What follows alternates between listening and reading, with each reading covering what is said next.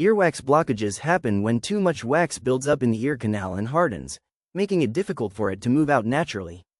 Oil can be used to soften hardened wax over time, allowing it to loosen its grip on the ear canal walls.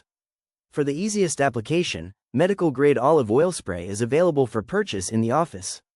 Gently warming the oil in your hands helps enhance its effectiveness. Alternatively, you may use an oil that is safe for softening wax such as mineral oil, olive oil, or baby oil.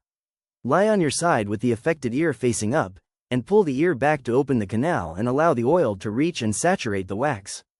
You may find this easier with help of a second person. Insert the tip of the pump and apply 3 sprays to the canal. If using mineral, olive, or baby oil, you can use a clean dropper or spoon, and place 2 to 3 drops of oil into the ear canal. Stay in this position for 5 to 10 minutes, allowing the oil to coat and soak into the wax.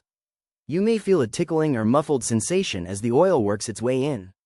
Use the oil once or twice daily for 3 to 5 days. Do not use oil if you suspect an ear infection or perforated eardrum. For further questions, contact the clinic and we would be glad to guide you.